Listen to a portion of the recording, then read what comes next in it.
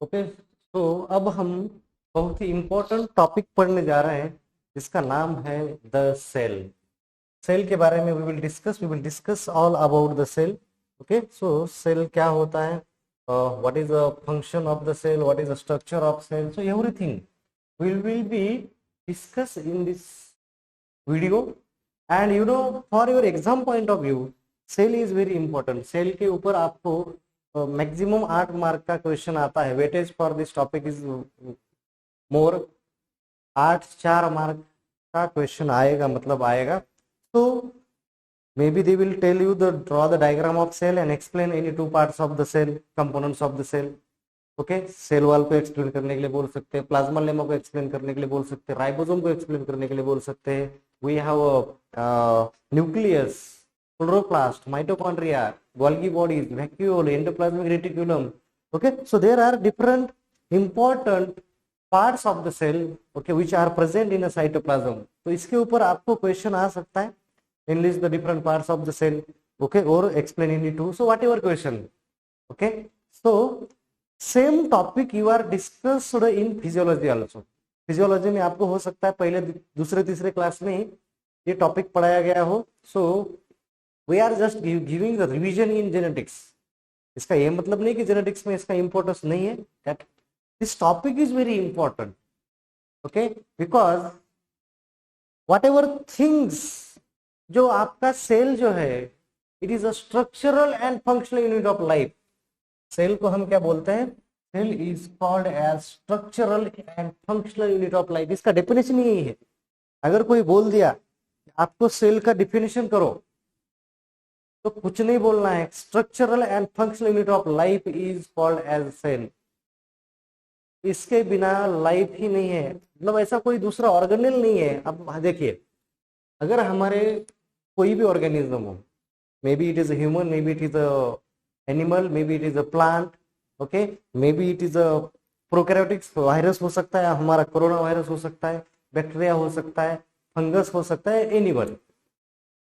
Without cell, आप किसी की without cell can you expect the life? No, without cell life expect करना भी पॉसिबल नहीं है। We can't imagine the life without cell. तो सेल जब तक है, तभी जहां सेल है वहां लाइफ है। We can say very very wherever is a cell there is a life. जहां पे भी सेल होगी वहां पे क्या होगा? Definitely there is a life. So हमारा जो भी बॉडी है, in cell division I will tell how your cell is getting multiply. हमारी लाइफ की शुरुआत हमेशा सिंगल सेल से होती है। Okay, our life is getting started from a single cell. आज देखिए, आप आपके बॉडी के जितने भी ऑर्गन है, ओके, आपका स्किन है, आपके फिंगर्स है, आपके हेयर है, whatever your teeth, your bones, all are made up by cells। ये सभी सेल्स से ही बने हुए हैं। तो हमें सेल का स्ट्रक्चर जानना जरूरी है, हमें सेल में क्या क्या होता है ये जानना जरूरी है, ओके, बिकॉज ये हमारे लिए इंपॉर्टेंट है। ये कंपोनेंट, ये जो पार्ट है, ये जो सेल है, ये हमारे लिए बहुत इंपॉर्टेंट है। तो in this chapter we will study the different structure of cell. Topic में भी लिटिल बिट फॉर 1 आवर, 1 घंटे का चल सकता है।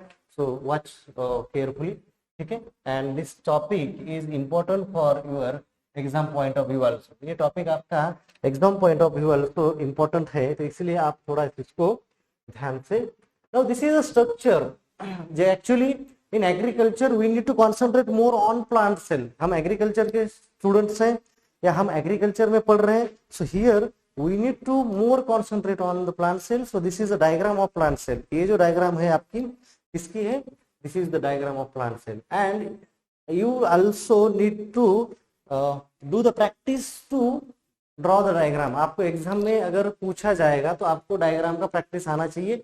तो कम से कम आप क्या करिए, ये डायग्राम सिंपल है, I have tried to provide you the simple diagram. तो आपको बाहर का सेल वॉल निकालना है।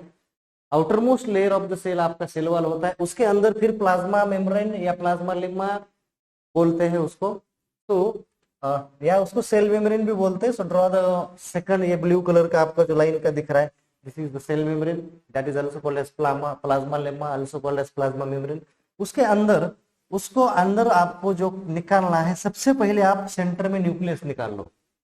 ड्रॉ द न्यूक्लियस, न्यूक्लियस के अंदर न्यूक्लियोलस निकाल लो।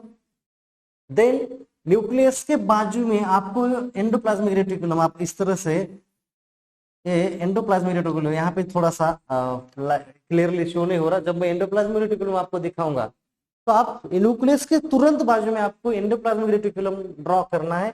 और जितना पोर्शन, ओके यहाँ पे भी थोड़ा सा रॉन्ग किया है, जितना पोर्शन आपका न्यूक्लियस के आजू बाजू का है वहां पे डॉट डॉट डॉट डॉट देने हैं एंडोप्लाज्मिक रेटिकुलम में, because ribosomes are present on endoplasmic reticulum, और उस एंडोप्लाज्मिक रेटिकुलम को हम बोलते हैं रफ एंडोप्लाज्मिक रेटिकुलम। और जैसे जैसे you will go away from the nucleus, you will reduce the number of ribosomes, और एक लास्ट में आपको कुछ पोर्शन में राइबोसोम निकालना ही रही है, that is called as smooth endoplasmic reticulum, rough endoplasmic reticulum. इस तरह से आपको करना है।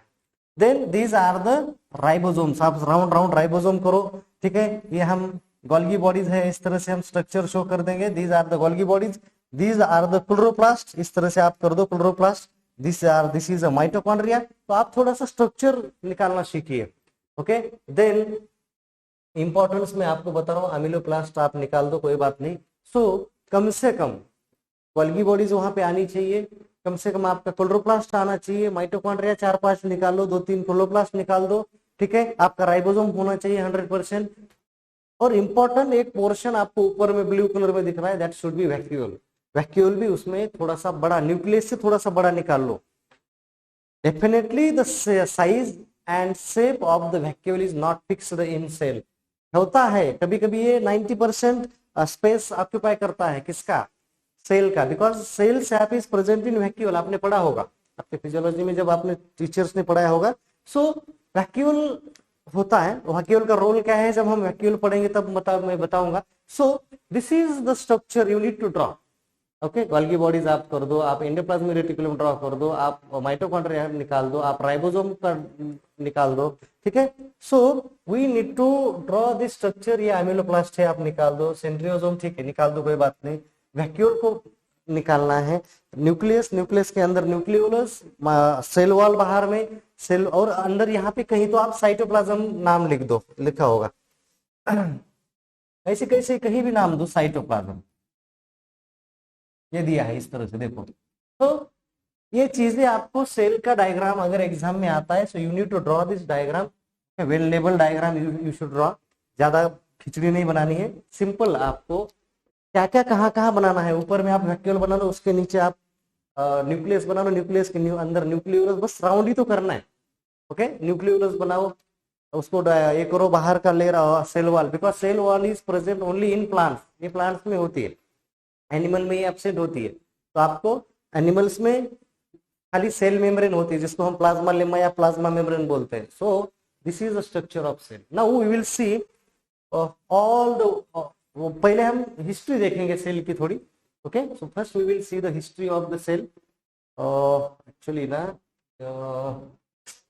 ये पीपीटी प्रेजेंटेशन मोड का था, मैंने उसमें एनिमेशन किया था, but this in this software ये एनिमेशन का मोड आता नहीं, I don't know, may be next में भी ऐसे डायरेक्ट ही आएगा, ठीक है।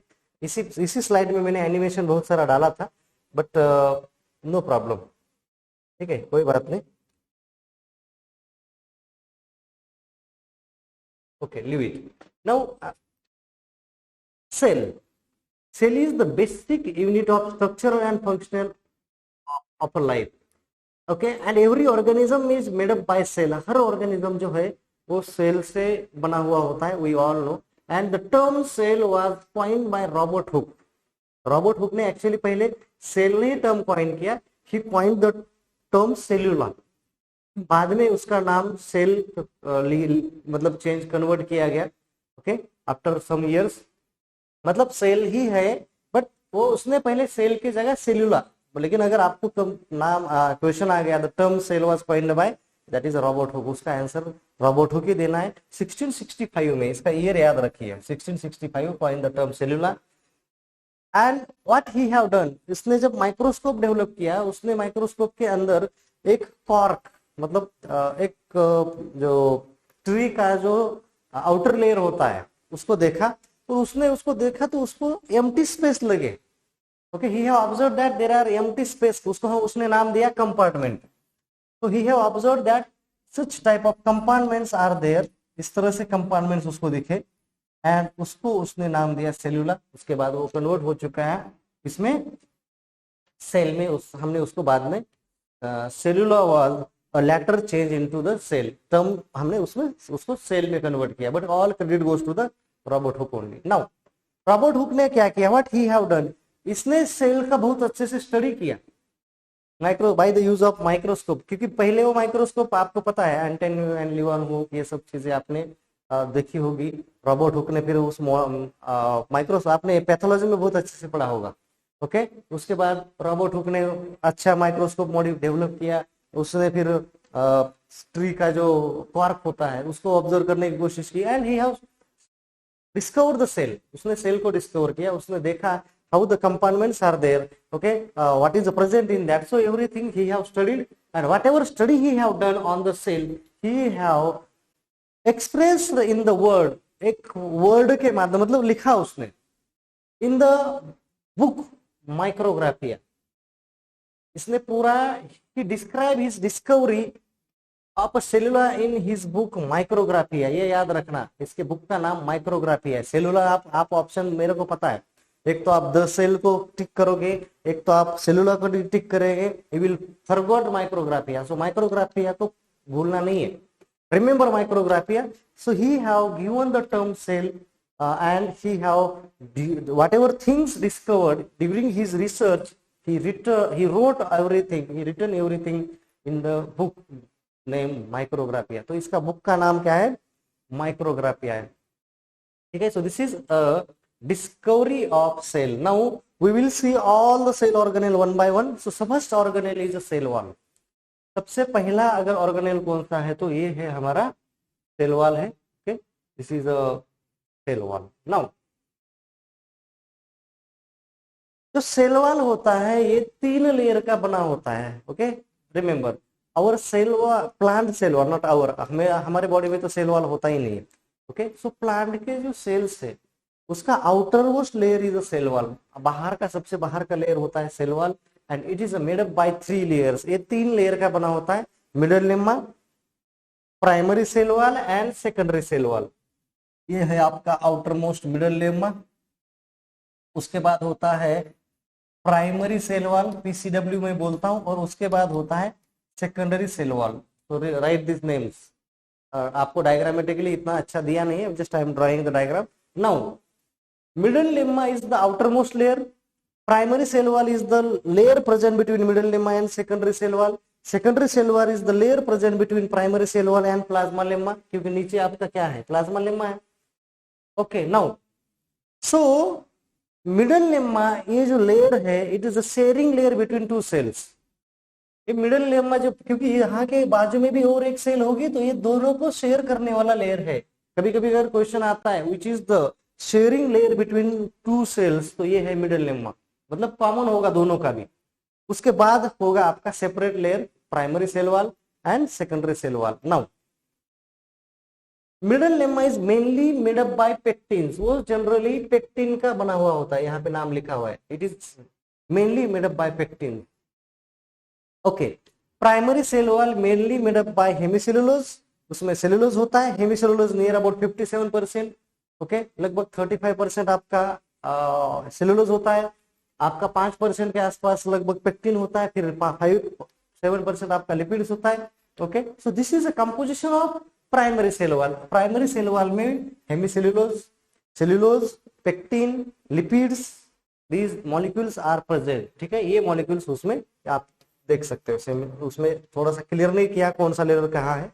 And secondary cell wall, secondary cell wall जो होता है आपका मेनली क्या होता है, it is mainly compose of what, it is mainly compose of cellulose. So remember this things, मैंने 3 लेयर बताए, उसके कंपोजिशन बताए। आपको अगर 4 मार्क का भी क्वेश्चन आता है सेल वॉल का डायग्राम निकालनी है, ओके, इस तरह से कुछ भी, और आपको लेयर दिखाने हैं। पहला दिखाना है मिडल लेम्मा, मिडल लेम्मा के बारे में लिखना है। पहले तो आपको what is a cell wall, अगर सेल वॉल की आप डेफिनेशन बताओगे तो plant cell surrounding by non living, सबसे इंपॉर्टेंट है this is a non living, ये जो आपका लेयर है, this layer is non living, ये डेड है, ये लिविंग नहीं है।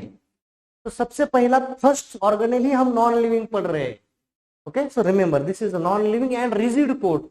Okay, this is the plant cell surrounded by, या फिर आप ये लिख सकते हो the outermost layer surrounding to the cell which is non living and rigid. कभी कभी आता है क्वेश्चन, सेल वॉल इज, नीचे ऑप्शन नहीं है, non living rigid, living non rigid, okay, non living non rigid. Okay, तो इस तरह से आपको चार ऑप्शन यहाँ बन जाते हैं। तो आपको क्या ऑप्शन सेलेक्ट करना है, नॉन लिविंग है और रिजिड है। Okay, non living and rigid. Okay, now cell जो है, सेल वॉल जो है, सेल के अंदर मतलब पहले तो क्या, what is the function, function is a protection. Plant के हर सेल को प्रोटेक्ट करने का काम कौन करता है, सेल वॉल करता है। तो ये याद रखना, अगर मैं पूछूं question which layer is responsible for the protection of the cell, तो सेल वॉल। सेल वॉल के तीन लेयर है, वो प्रोटेक्ट करने की क्या करते हैं, कोशिश करते हैं। They are playing important role in the protection. Okay, जो बाकी बाहर का सराउंडिंग है उससे सेल को प्रोटेक्ट करने का। ये नॉन लिविंग है इसलिए इसको कोई सेंस भी नहीं है, ठीक है। तो ये प्रोटेक्ट करने का काम करता है। नाउ देखिए, आपके नाखून होते हैं, नाखून किसको प्रोटेक्ट करने का काम करते हैं, फिगर आपके जो उंगली के आगे वाले पोर्शन है। अब इसको कुछ भी आप दबाओ, कुछ भी करो, ये नॉन लिविंग जैसे बिहेव करता है, उसको कोई सेंस है क्या, नहीं है। आप नाखून निकालते हो नेल कटर से, you are not feeling anything, लेकिन नाखून से और अंदर थोड़ा आ जाओगे तो देयर इज अ सेंस, तब आपको थोड़ा सा लगेगा कि यार नहीं नहीं, यहाँ पे दर्द हुआ है। So like that. सो अब ये डिसाइड करेगा what should be come in and what should be go out, क्या अंदर आना चाहिए, क्या बाहर जाना चाहिए। So that will be decided, okay, determine होगा। नाउ द कम्युनिकेशन, कभी कभी क्वेश्चन आता है, कम्युनिकेशन बिटवीन टू सेल किसके थ्रू होता है। अगर दो सेल से, सेल के अंदर कम्युनिकेशन हो रहा है, that communication is takes place through one small opening is called as plasmodesmata. The holes that allow for nutrient enter into the cell as well as waste to exit the cell. Cell से, cell के अंदर entry और exit अगर कौन control कर रहा है, so that is by small opening on cell wall and that is called as plasmodesmata. उसको हम क्या बोलते हैं, प्लाज्मोडेस्माटा बोलते हैं। सो रिमेंबर दिस, जो आपका कम्युनिकेशन बिटवीन टू सेल्स हो रहा है, that is only because of what, plasmodesmata. तो ये आपका आउटर लेयर दिख रहा है आपको, सेल वॉल, उसके बाद होता है आपका सेल मेम्ब्रेन, यहाँ पे लिखा नहीं है, suppose this is the cell membrane, और इसके अंदर जो होता है साइटोप्लाज्म होता है, and then whatever, okay, vacuole. तो ये आपको मैंने डायग्रामेटिकली बताया ही था। सो आउटर मोस्ट लेयर क्या करता है, through plasmodesmata they are allowed to communicate between two cells. Now ये है आपका पूरा सेल वॉल के बारे में डिस्कशन, सभी को याद रहेगा। थ्री लेयर थे, middle lamella, primary cell wall, secondary, किसका क्या कंपोजिशन है आप एक बार फिर एक बार सुनिए, दो मिनट का बैक लीजिए। So you have this facility in recorded class. Now plasma lemma, plasma lemma is the second layer. अब आप प्लाज्मा लेम्मा को अगर डिफाइन करने के लिए बोला जाएगा तो how you will define the plasmalemma, the layer enclosing the cytoplasm. जो लेयर साइटोप्लाज्म को, लेयर या मेम्ब्रेन कोई बात नहीं, if you word use layer that is also okay, if you are layer मतलब membrane, okay. Cell wall is also one of the membrane, outermost membrane बोलेंगे, outermost layer बोल सकते हो। Plasmalemma is also outermost membrane, sorry, membrane after sale wall in a plants. So the layer enclosing cytoplasm या membrane enclosing the cytoplasm is called as plasmalemma. मतलब cytoplasm का बाहर का layer जो cytoplasm को cover करने का काम करता है, दैट इज प्लाज्मा लेम्मा, जिसको हम सेल मेम्ब्रेन भी बोलते हैं। And this is mainly compose of 40% protein and 60% lipid. आपको इसके ऊपर भी बहुत बार क्वेश्चन आ सकता है। और आप जब आपको जब प्लाज्मा मेम्ब्रेन के बारे में लिखना है, you need to write this composition, 40% proteins and 60% lipids आपको लिखना पड़ेगा। नाउ और लिपिड जो होते हैं, 60% जो लिपिड होते हैं, दे आर फॉस्फोलिपिड्स। इस तरह से फॉस्फोलिपिड्स होते हैं, दे आर फॉस्फोलिपिड्स। तो आपको ये इस तरह से ये फॉस्फोलिपिड्स का स्ट्रक्चर होता है। तो दीज मॉलिक्यूल्स, ये फॉस्फोलिपिड्स के मॉलिक्यूल्स वहां पे कहाँ पे प्रेजेंट होते हैं, in the layer of plasma lemma. Plasma lemma का अगर लेयर देखोगे, आई थिंक इसमें नहीं है, प्लाज्मा लेम्मा का अगर आप लेयर देखोगे, जस्ट 1 मिनट,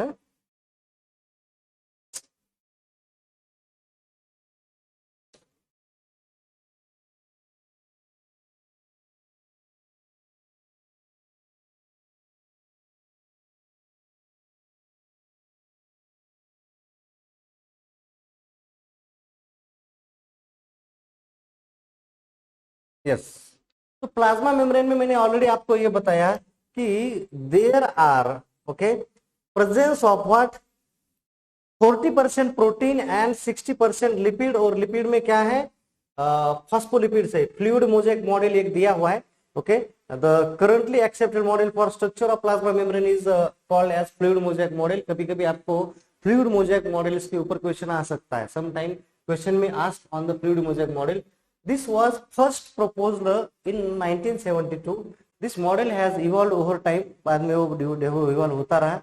अब according to this fluid mosaic model, the plasma membrane is a mosaic of components of primary phospholipids, cholesterol, proteins that move freely and fluidly in the plane of the membrane, जो ये membrane में होते हैं। Okay, this is a plasma membrane. ये आपको plasma membrane का अगर structure draw करने के लिए आएगा, so please draw this diagram. आपको सेल में जब आपको फिजियोलॉजी में पढ़ाया गया होगा, आपको ये डायग्राम निकालनी है। Now you can see there are different molecules. Cholesterol है, इसमें प्रोटीन चैनल्स है। Now this is a protein, ये प्रोटीन ओके, ये इंटीग्रल मेम्ब्रेन ऑफ प्रोटीन हम बोल सकते हैं। ओके, तो यहाँ पे आपको क्या दिख रहा है? Okay, you can see here in this diagram, ये आपको इंटीग्रल मेम्ब्रेन प्रोटीन है। मतलब अलग अलग तरह के ये ब्लू कलर्स के आपको क्या दिख रहे हैं? प्रोटीन्स दिख रहे हैं, कुछ लिपिड्स दिख रहा है आपको वहां पे, और ये बाकी जो मैंने आपको ये स्ट्रक्चर ड्रॉ किया था। 1 मिनट, हाँ लेट मी, तो लिखने का कहाँ गया यार?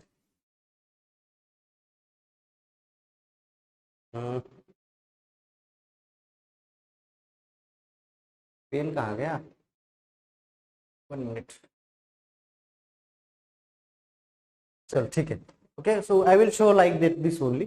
तो ये जो आपको दिख रहे हैं बहुत सारे मॉलिक्यूल, तो इस तरह से अब मैंने यहाँ पे वहां पे आपको फॉस्फोलिपिड्स का डायग्राम निकाला था। ये देखिए, ये बाई लेयर होता है एक्चुअली। ये देख रहे हो, ये एक इस तरफ से ये सर्कल राउंड में करना है, और इस तरह से। मैं आपको कोई बात नहीं, मैं आपको फॉस्फोलिपिड का मॉलिक्यूल ही दिखाता हूँ, सिंगल मॉलिक्यूल्स। यहाँ पे पेन पता नहीं क्यों नहीं आ रहा। फॉस्फोलिपिड, अगर ये देखिए, you can see here. Okay, आप अगर यहाँ पे देखोगे, if you will see here, this is the molecule of phospholipid. तो इस तरह से वो बना होता है फॉस्फोलिपिड का molecule, you can see here also. तो इस तरह से डायग्राम आपको क्या करना है, you can draw this diagram. Okay, आप इस तरह से डायग्राम ड्रॉ कर सकते हो। सो आपको क्या करना है, ऊपर से एक लेयर बनाना है, बाद में बाकी इधर तो राउंड ही बनाने हैं, इधर एक लेयर बनाना है, और यहाँ पे आपको दो क्या उसके लाइंस दिखानी है। Okay, I will draw in our PPT. मैं हमारे पीपीटी में ड्रॉ कर दूंगा। Okay, I will draw in our PPT. So this is the what, this is the diagram of phospholipids. ठीक है, अभी पेन आ रहा है। So this is the diagram of phospholipids. तो ये हमारा फॉस्फोलिपिड का क्या है, डायग्राम है। इसमें बहुत सारे क्या है, there are different components are there. बहुत सारे अलग अलग तरह के कंपोनेंट्स है, उसमें फॉस्फोलिपिड इज इम्पोर्टेंट। तो आपको फॉस्फोलिपिड दिखाना है, आपको उसमें अलग अलग तरह के प्रोटीन्स के मॉलिक्यूल दिखाना है, प्रोटीन्स का चैनल आपको दिखाना है। Okay, you need to show the channel of the protein. So ये आपको वहां पे क्या करना है, you need to show there. Okay, आपको वहां पे ये दिखाना पड़ेगा। ओके, नाउ ठीक है, अब आ जाएगा हम जो करना चाह रहे हैं, और the things which we want to do. Okay, तो अब मैं आपको डायग्रामेटिकली यहाँ पे लिख के बताने की कोशिश करता हूँ। नाउ मैं क्या बोल रहा था आपको फॉस्फोलिपिड का स्ट्रक्चर कैसे निकालना है, ऐसे सर्कल में करना है। ओके, खाली यहाँ पे ऐसे दो लाइन करो। तो आप अगर प्लाज्मा मेम्ब्रेन का आपको डायग्राम निकालने को आएगा, तो you just draw this structure, और ऊपर से भी आपको इस तरह से स्ट्रक्चर निकालना है, और नीचे बीच बीच में क्या करना है, कुछ प्रोटीन मॉलिक्यूल्स के चैनल आपको दिखाने हैं। ऐसे कुछ एम्बेडेड प्रोटीन्स आपको इस तरह से यहाँ पे ऐसे दिख रहा है। I think you will able to draw better than me. Okay, आप मेरे से भी अच्छा ड्रॉ कर पाओगे if you will once do the practice. Now इसमें फिर अलग अलग मॉलिक्यूल आपको ग्लिसरोप्रोटीन, देखिए पूरे प्रोटीन और फॉस्फोलिपिड से, प्रोटीन और फॉस्फोलिपिड से ही, लेकिन कुछ कुछ अलग कोलेस्ट्रॉल के कुछ मॉलिक्यूल्स आपको दिखाने हैं अंदर। ठीक है, देन आपको पेरिफेरल मेम्ब्रेन प्रोटीन, इंटीग्रल अंदर वाले प्रोटीन्स। ओके, इस तरह से। ठीक है, देन साइटोस्केलेटन फिलामेंट्स कुछ दिखाने हैं, प्रोटीन चैनल आपको दिखाना है। देखिए देखिए, ये मॉलिक्यूल पूरे फॉस्फोलिपिड्स की है। देन कुछ आपका अलग तरह का लिपिड भी हो सकता है, glycolipid, lipid with carbohydrates attached, जिसके पास कार्बोहाइड्रेट अटैच है। देन ग्लाइकोप्रोटीन्स है, protein with carbohydrates attached, lipid और प्रोटीन दोनों निकालने हैं। कुछ प्रोटीन्स के साथ, अभी ये प्रोटीन के साथ कार्बोहाइड्रेट अटैच, तो इस तरह से उसको हम बोलेंगे ग्लाइकोप्रोटीन। अगर कार्बोहाइड्रेट आपका लिपिड्स पे अटैच है, that is called as glycolipids. So like this you need to draw the structure, इस तरह से आपको स्ट्रक्चर ड्रॉ करना है किसका, फॉस्फोलिपिड का। And this is a semi permeable membrane. इस मेम्ब्रेन को हम क्या बोलते हैं, it is a semi permeable membrane which allow only specific components. And इसमें जो है एनर्जी, इट्स टेकिंग एनर्जी, ये पैसिव टाइप का इसमें कम्युनिकेशन होता है सेल मेम्ब्रेन का, इट टेक्स एनर्जी, क्योंकि यहाँ पे एक कंट्रोल होता है कौन से मॉलिक्यूल को अंदर आना है, कौन से, तो ये प्रोटीन्स कंट्रोल करते हैं यहाँ पे, who is playing important role, different proteins. So this is about the आपका, दिस इज, ये क्या है, ये आपका है cell membrane. Okay, this is our plasma membrane. तो एवरी सेल, वो फिर एनिमल का हो या प्लांट का हो, सब में प्लाज्मा मेम्ब्रेन होता है। नाउ आपने फ्लूइड मोज़ेक मॉडल यहाँ पे देखा, okay, sorry yes, fluid and mosaic model जो था, आपने वहां पे स्ट्रक्चर देखा, आप एक बार उसको पढ़ लीजिए। बुक की अगर बात करोगे, I will refer the BD Singh. अगर बहुत ही जेनेरिक इसको समझ में नहीं आता, I will refer the Phundan Singh. ठीक है, आपके जो टेक्स्ट बुक्स आपके लाइब्रेरी में हर कॉलेज के हैं, तो एक तो आप पहले प्रेफर बीडी सिंह को करिए। आपको अगर समझ में आ रहा है, don't follow the Phundan Singh. लेकिन अगर आपको बीडी सिंह समझ में नहीं आ गया, first try for BD Singh. BD Singh समझ में नहीं आ गया तो BD Singh is our teacher. तो मेरा पीएचडी बीएचयू से ही है, we know him personally, so very great writer है। उनका बुक अगर आप प्रिपेयर करोगे तो definitely you will get good knowledge. एक बार उनको पढ़ोगे, you will never forgot this plant breeding genetics. He has number of books in agriculture botany. Okay, now unit membrane नाम का एक कंसेप्ट रॉबर्टसन ने दिया है। Robertson given one concept that is a unit membrane. और इसने क्या बोला, what he have told that जो आपका प्लाज्मा मेम्ब्रेन है वो 3 लेयर का होता है, इसका ये बोलना था।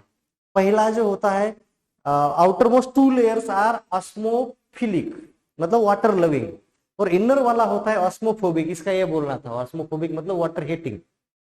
तो ऑस्मोफिलिक बाहर के जो 2 लेयर है, ये 20 एंगस्ट्रॉम यूनिट के है, ऐसा इसका बोलना था। 20 एंगस्ट्रॉम, 20 एंगस्ट्रॉम, तो कितना हो गया, 40 एंगस्ट्रॉम। और इनर वाला जो है वो 35 एंगस्ट्रॉम। तो ये आपका यूनिट मेम्ब्रेन का कितना साइज बन जाता है, 75। मेरे को याद आ रहा है, मैंने कहीं तो नेट में होगा, कहीं पे एआरएस में होगा, जब भी मैं एग्जाम दे रहा था, that time I have face this question. तो इसका ये साइज पूछा गया था।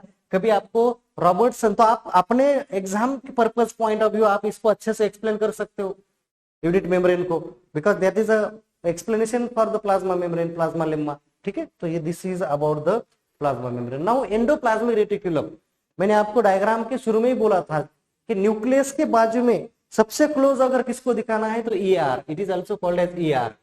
इसको शॉर्ट फॉर्म में ईआर भी बोलते हैं।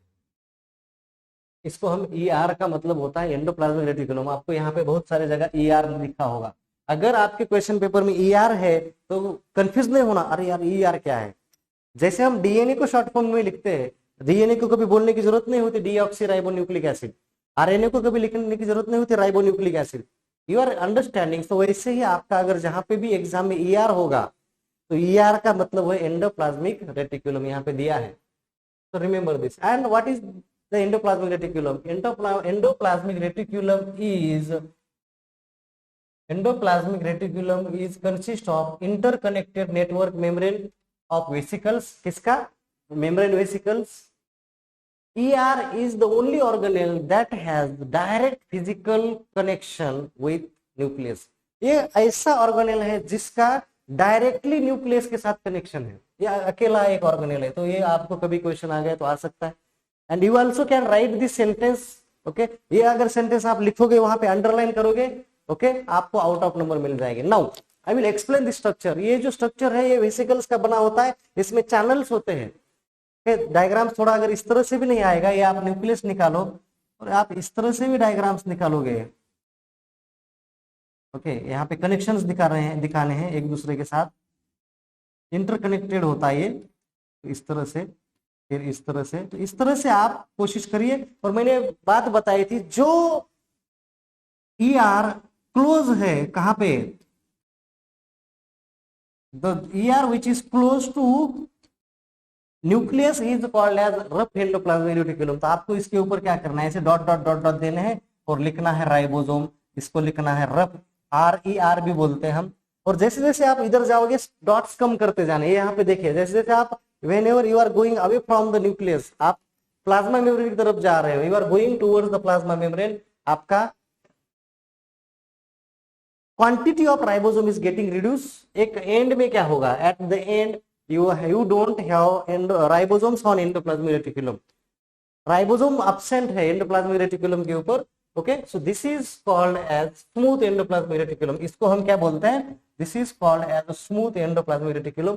ये वाला एंडोप्लाज्मिक रेटिकुलम है rough endoplasmic reticulum. So endoplasmic reticulums are of two types, on the basis of presence और absent ऑफ राइबोसोम। अगर मैंने क्वेश्चन पूछा, the ribosome which is having attached the endoplasmic reticulum which is having attached ribosome are called as, that endoplasmic are called as rough endoplasmic reticulum. The ribosome which is a free from the endoplasmic reticulum which is a free from ribosome is called as smooth endoplasmic reticulum. जो endoplasmic reticulum ribosome से free है उसको हम बोलते हैं smooth endoplasmic reticulum. Now both have their specific role, दोनों endoplasmic reticulums का अपना अपना एक स्पेसिफिक रोल है।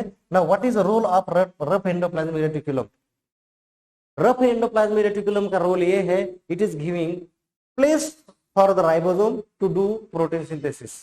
देखिए प्रोटीन सिंथेसिस कैसे होता है, पहले आपका mRNA बनेगा, मैसेंजर RNA, वो mRNA न्यूक्लियस में बनेगा and it will come out through nuclear pore. वो न्यूक्लियर पोर से यहाँ जो स्मॉल ओपनिंग है, और न्यूक्लियर पोर को डायरेक्ट कौन अटैच है, ER एंडोप्लाज्मिक रेटिकुलम। तो एंडोप्लाज्मिक रेटिकुलम में mRNA चला जाएगा, mRNA के ऊपर कौन बैठा है, ribosome. Ribosome will be directly start to do the protein synthesis, क्योंकि प्रोटीन सिंथेसिस बनना जरूरी है।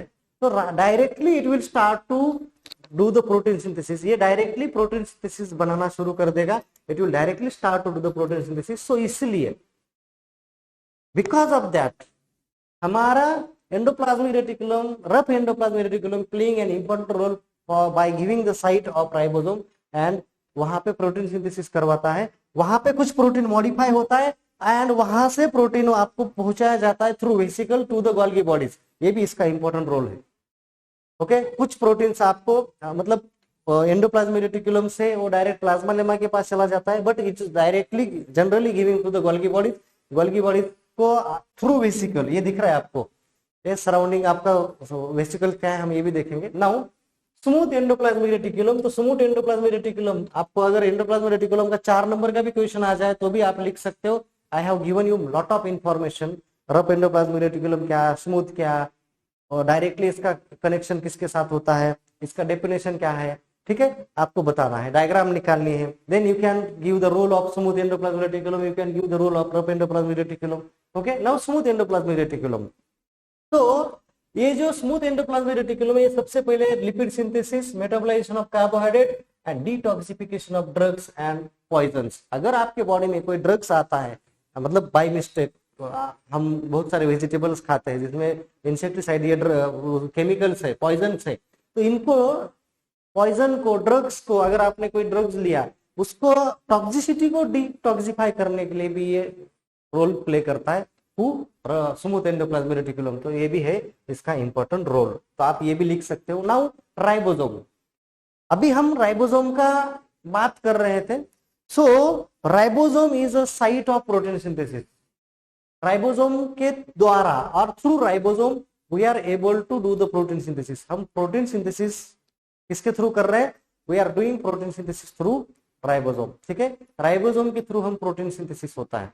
इसका साइज, अगर बहुत बार ये साइज के ऊपर क्वेश्चन पूछते हैं, JRF में पूछते हैं, नेट में पूछते हैं, तो इसका साइज आपको याद रखना है 200 angstrom unit. The size of ribosome is 200 angstrom unit diameter है इसका।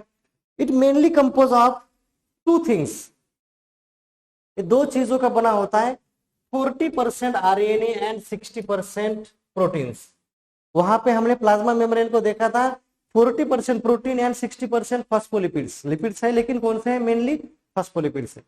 ओके, यहाँ पे ribosome is mainly compose of what? 40% RNA, और आरएनए कौन सा? आरआरएनए, राइबोसोमल आरएनए होता है इसमें, आरआरएनए, एंड 60% लिपिड्स होता है, सॉरी 60% प्रोटीन्स होता है, सॉरी। अब ribosome on the basis of size there are two types of ribosome, ATS ribosome and 70S ribosome. Ribosome के भी फिर दो प्रकार होते हैं, ATS ribosome and 70S ribosome. Now what is the ATS and what is the 70S? Nothing, it is just a size, ये size है। S is what? S is Svedberg's unit. ये सेथबर्ग्स नाम का एक साइंटिस्ट था, उसने ये अलग अलग राइबोसोम बताए। कैसे बताए? पहले उसने उन राइबोसोम को सेंट्रीफ्यूज किया, और सेंट्रीफ्यूज का क्या प्रिंसिपल होता है? जितना मॉलिक्यूल हेवी होगा वो जितना उतना दूर फेंका जाता है, और जितना लाइट होगा वो सेंट्रीफ्यूज में नियर होता है एंड में। तो इसने देखा कि राइबोसोम के दो लेयर बन रहे हैं, एक थोड़ा सा दूर जा रहा है, दूसरा वाला थोड़ा सा अंदर है। तो इसने ये देखा कि राइबोसोम भी दो प्रकार के हैं साइज के बेसिस पे। हमारे यूकैरियोटिक में जो राइबोसोम होता है that is the ATS ribosome. अभी इतना याद रखो, इसको भूल जाओ, अभी इसको अभी कॉन्सेंट्रेट नहीं करना है, ठीक है। Now just concentrate on ATS and 70S। तो हमारे बॉडी में जो राइबोसोम होता है दैट इज ATS राइबोसोम। लेकिन हमारे बॉडी में ऐसे दो ऑर्गेनेल है सेल में, बॉडी मतलब सेल में।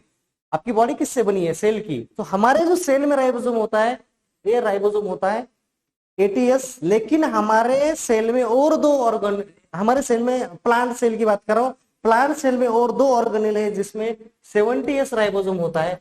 हमारे सेल में एक ही ऑर्गेनेल है जिसमें 70S राइबोसोम होता है।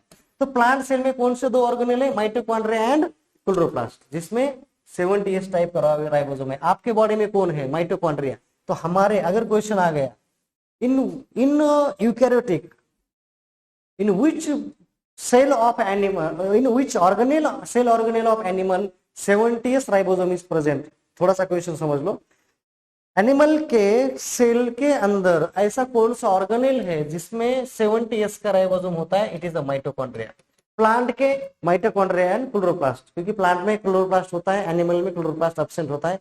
हम डिफरेंस में देखेंगे, we will see in difference. Okay, now so ये कुछ नहीं है, ये खाली साइज थोड़ा सा हमारे राइबोसोम का बड़ा है, स्ट्रक्चर इज सेम। और ये साइज हमने किस बेसिस पे डिसाइड किया है? ATS 70S। जो सेंट्रीफ्यूगेशन किया सेथबर्ग ने, उसका डिस्टेंस कितना था, इसके बेसिस पे हमने इसको ATS और 70S नाम का एक वैल्यू दिया है, यूनिट दिया है। नाउ अब राइबोसोम जो है ये दो सब यूनिट का बना होता है, रिमेंबर दिस। स्मॉल सब यूनिट, ये नीचे वाला मैं पहले सब यूनिट ही निकाल दूंगा। Okay, I will draw the subunit। Okay,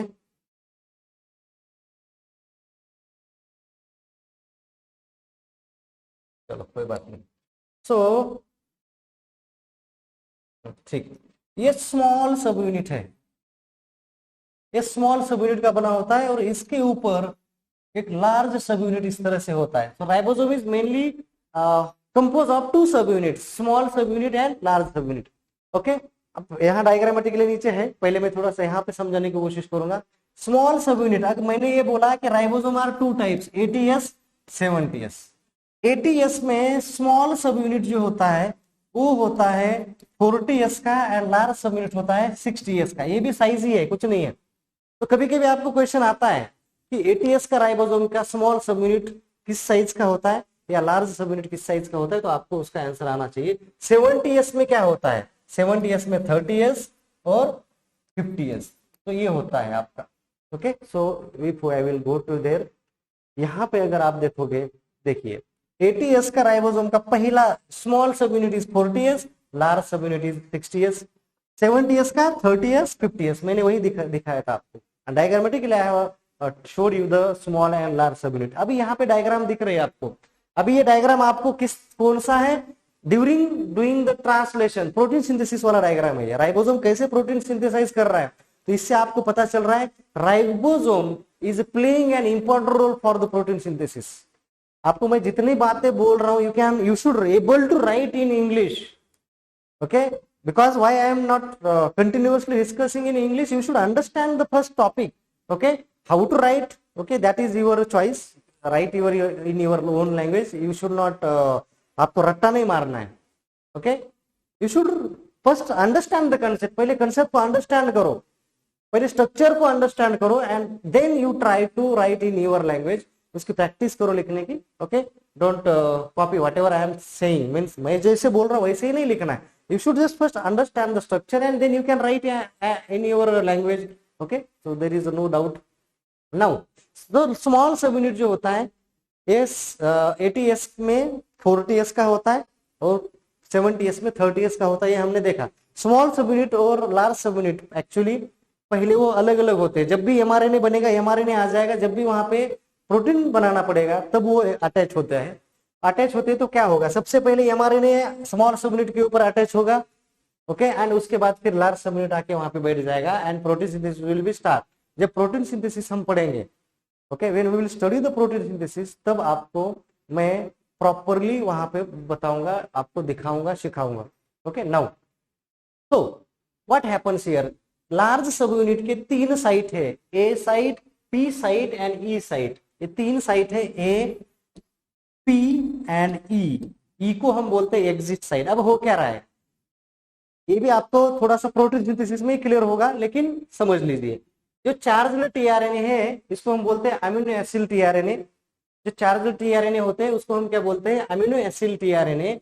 so this amino acid tRNA is getting entered from the A side. ए इसका मतलब है अमीनो एसिड टीआरएनए, ये एंटर होते हैं। और यहाँ पे आपका पी साइड में क्या हो रहा है, पी साइड में आपका पॉलीपेप्टाइड चेन बन रहा है।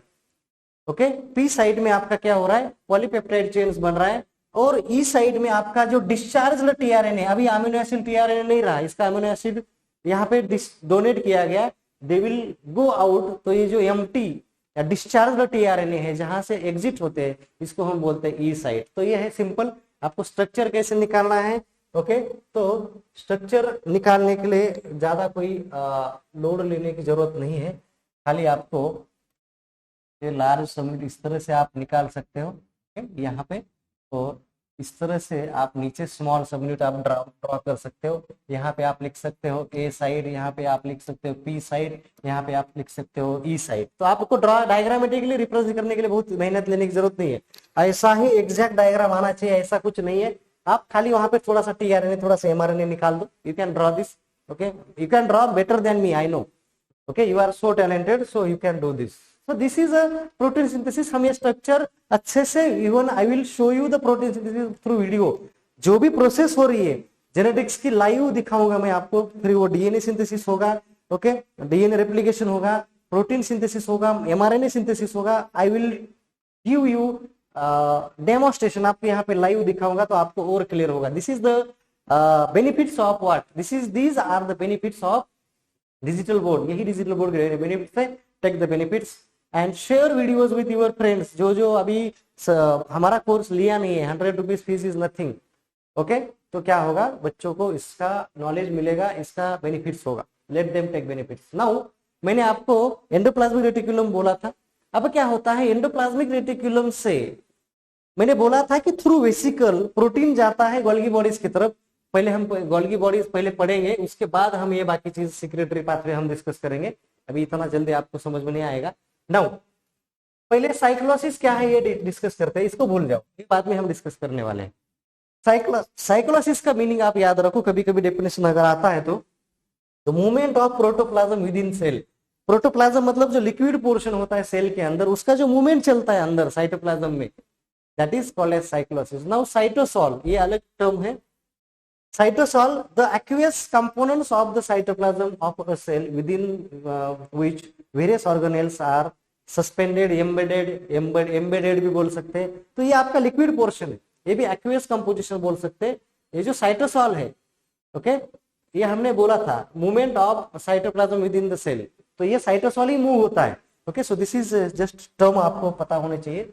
नाउ ये पाथवे में बताऊंगा, let me just first complete the Golgi bodies. पहले मेरे को गोल्गी बॉडीज डिस्कस करने दो, then we will come back to this slide. Now this is our post office, ये हमारे सेल का पोस्टमैन है, पोस्ट ऑफिस है। पोस्ट ऑफिस में क्या होता है, लेटर देखिए आप यहाँ से पोस्ट करते हो, वो बराबर प्रॉपर प्लेस में जाता है, और प्रॉपर प्लेस में मतलब वो जाएगा और वहां से पोस्टमैन उसको प्रॉपर घर पे पहुंचाएगा। अगर आपने संभाजी नगर से, छत्रपति संभाजी नगर से अगर पोस्ट किया है आपके घर, मुंबई किया है, पूना किया है, व्हाट एवर वेर एवर, तो पहले वो वहां पूना जाएगा, पूना में फिर आपका घर कहीं शिवाजी नगर कहीं तो होगा, ओके, वो कहीं भी हो सकता है, तो आपका वहां पे फिर वहां से सेग्रीगेट करके आपके घर पहुंच जाएगा। तो सेम हमारा बॉडी का, अवर बॉडी का पोस्ट ऑफिस अगर कौन है, पोस्टमैन अगर कौन है, तो ये है आपका गोल्गी बॉडीज। तो ये आपका गोल्गी बॉडीज है, इसको मैंने डायग्रामेटिकली भी यह बताने की कोशिश की है। यू कैन सी हियर, ये आपका पोस्ट ऑफिस है, अभी गोल्गी बॉडीज ही चलेगा ये। तो ये आपका क्या है, this is your post office, ये आपका पोस्ट ऑफिस है। Now first Golgi bodies was discovered by Camillo Golgi, कभी कभी ये साइंटिस्ट आता है कैमिलो गोल्गी, ओके, तो कैमिलो गोल्गी ने इसको पहले डिस्कवर किया है, ठीक है, तो इसको आप भूलना नहीं है। And the Golgi apparatus is noticeable with both light and electron microscope. आप उसको हम गोल्गी, इसको गोल्गी कॉम्प्लेक्स भी कहा जाता है। And the Golgi complex was discovered bye an Italian physician, Nobel literature है ये, कैमिलो गोल्गी। नाउ ये जब ये नर्वस सिस्टम का इन्वेंशन कर रहे थे, स्टडी कर रहे थे, तब its electron microscope structure was described by Dalton and Phillips. ये आएगा नहीं जनरली, कैमिलो गोल्गी के ऊपर जनरली आता है ये डाल्टन एंड फिलिप्स, जो नेट का जो जेआरएफ का प्रिपरेशन कर रहे हैं, एआरएस का प्रिपरेशन कर रहे हैं, for them it is important. Now location कहाँ पे होता है, आप देखिए इसका location just after endoplasmic reticulum होगा, क्योंकि एंडोप्लाज्मिक रेटिकुलम से जितना भी प्रोटीन बनता है थ्रू वेसिकल सिक्रेशन होता है गोल्गी बॉडीज में, okay. So the Golgi body apparatus is present in all eukaryotics and absent in prokaryotics. पहली तो बात ये यूकैरियोटिक में प्रेजेंट होता है, प्रोकैरियोटिक में एब्सेंट होता है। The Golgi apparatus is specially extensive in the secretory cell. ये सेक्रेटरी सेल के लिए बहुत इंपॉर्टेंट है, ये आपका पोस्ट ऑफिस है, okay. It is absent in few cell, ये कुछ सेल में एब्सेंट होता है, may be it is mammalian RBCs होगा, फॉर्म में एब्सेंट होता है ये, मतलब सेल में गोल्गी बॉडी प्रेजेंट होना कंपलसरी नहीं है। कुछ सेल्स ऐसी है जिसमें ये एब्सेंट होता है, उसमें आपका आरबीसीज आता है, स्पर्म सेल आता है, of bryophytes, pteridophytes, fuse tubes होती है प्लांट्स की, इसमें एब्सेंट होता है। Now this is the structure of Golgi apparatus। आपको देखोगे यहाँ पे 3 फेस है, गोल्गी बॉडीज के 3 फेस है, गोल्गी apparatus के 3 फेस है। पहला फेस है cis face, which is towards the endoplasmic reticulum, जो एंडोप्लाज्मिक रेटिकुलम के पास है, इसको हम बोलते हैं सिस फेस। फेस मतलब चेहरा, जिस तरफ वो है। देन आपका आता है मीडियन फेस बोल सकते हैं आप, ओके, यहाँ का अंदर वाला होता है मीडियन फेस, और बाहर वाला होता है ट्रांस फेस। तो 3 फेस होते हैं, cis face, median face and trans face. अब जैसे जैसे प्रोटीन कहां से एंटर होगा, protein will be get enter from endoplasmic reticulum in the cis face, वो सिस फेस में एंटर होगा। यहाँ आपको दिख रहा है ये इनकमिंग ट्रांसपोर्ट वेसिकल है, कहां से आई है, this vesicle come from endoplasmic reticulum, क्या लेके आई है, प्रोटीन मॉलिक्यूल्स को लेके आई है। Now what happens in Golgi apparatus, Golgi apparatus में प्रोटीन्स को मॉडिफाई करने का काम होता है, एज वेल एज प्रोटीन्स को सेग्रीगेट करने का भी काम किया जाता है, क्योंकि जितना भी क्वांटिटी का प्रोटीन आपका बन रहा है, it will come towards the Golgi apparatus through vesicle from endoplasmic reticulum. after reaching the proteins to the lumen of the Golgi apparatus, यहाँ पे सिस्टर ने होती है, वो क्या करती है, उसका सेपरेशन करती है, उसका मॉडिफिकेशन करती है। बहुत बार प्रोटीन्स अलग अलग फॉर्म में चाहिए होता है, तो बहुत सारे प्रोटीन्स का कॉम्बिनेशन करके ये मॉडिफाई किया जाता है, और वो प्रोटीन जिस जगह पे चाहिए, हो सकता है आपको फिर वापस न्यूक्लियस में चाहिए होगा, एंजाइम कहाँ पे भी आपको प्लाज्मा मेम्ब्रेन बनाने के लिए चाहिए, क्लोरोप्लास्ट में चाहिए, वेरेवर, तो that will be get provided by trans vesicle. किससे, मतलब ये ट्रांस फेस से सेक्रेटरी वेसिकल के थ्रू, ओके। ये देखिए सेक्रेटरी वेसिकल यहाँ बन रही है, okay. So through these vesicles new forming vesicle, ये नई वेसिकल बन रही है, तो इन वेसिकल के थ्रू क्या होता है, ये न्यूली फॉर्मिंग वेसिकल है, ये बन चुकी है वेसिकल, सेक्रेटरी वेसिकल। तो इस तरह से ये चला जाएगा जहां जहां, तो ये पोस्टमैन है, ये पोस्ट ऑफिस है, ये पोस्टमैन है। तो पोस्टमैन क्या कर रहा है, जिसका लेटर है जो उसके घर पे चला जाएगा।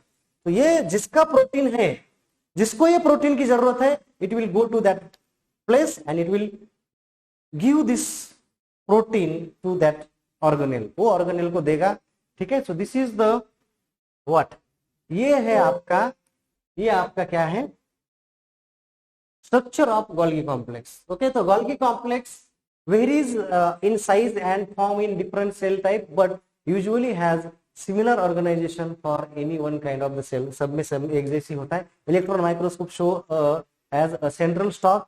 ओके, और पैरेलल फ्लैटेड, ये आपको दिख रहे हैं पैरेलल फ्लैटेड, इस तरह से ये स्ट्रक्चर बना है. सिंपली आपको इस तरह से स्ट्रक्चर ड्रॉ करते रहना है. ओके, थोड़ा सा शेप दो इस तरह से.